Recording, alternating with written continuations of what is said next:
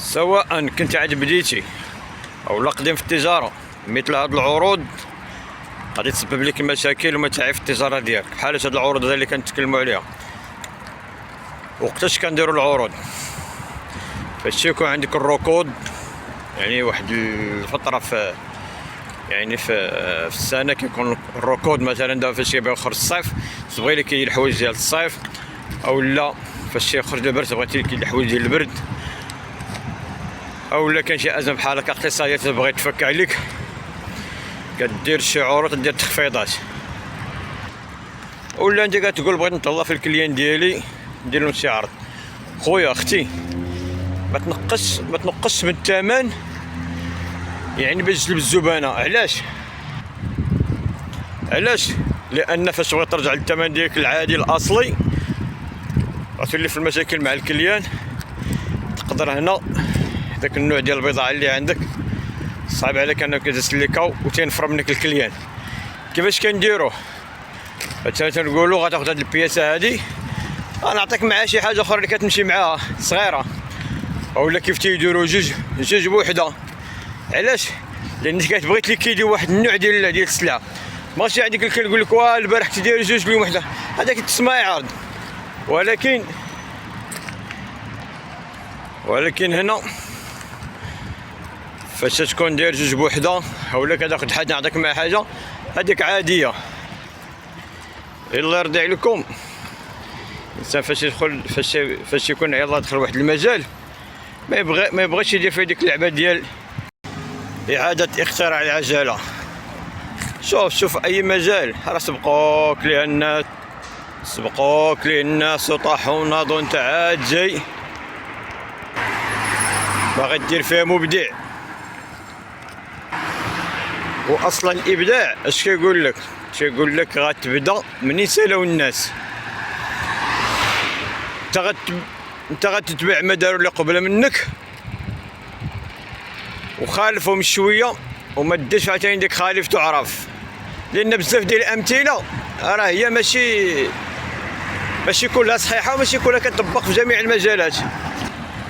يقدر داك الاختلاف اللي بغيتي دير نتايا يطول عليك الطريق ويدير لك العراقيل ويدير لك المشاكل في العمل ديالك.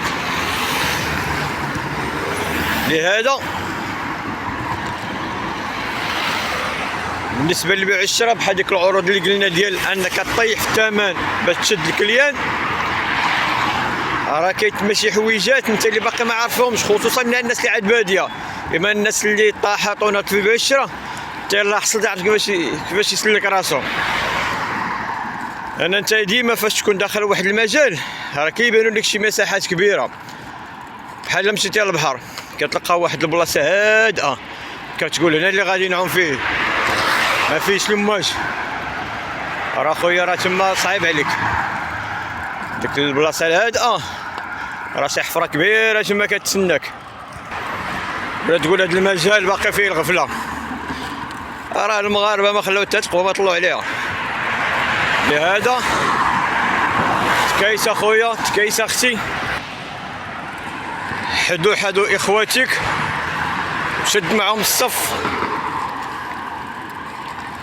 والاستمراريه هي اللي كتنجحك في العمل، والثمن المناسب.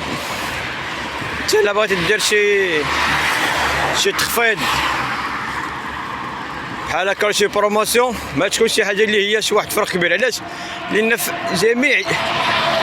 جميع السلع ضروري غتلقى فيها واحد الزاويه عامه كيف تيقولوا، كتلقى فيها شي حاجه اللي ما كتمشاش اللي ثقيله في البيع ديالها. مثلا في الحوايج كتلقى ديك كبار بزاف، حتى فاش تبغي تتغدى انت ماشي تفرحك ديك الكليه الاولى وهذاك فايز له تقول واه في البدايه ديالها، راه كيعزلوا لك يديك دو جهه ضرب عاوتاني المثل بالخضر اللي كلشي كيتخدى.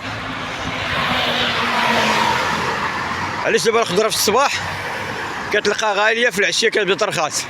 لان في الصباح كيبيع لك التوجيهه، ديك التوجيهه هي اللي كيخرج منها راس مالو وكيسلك راسو.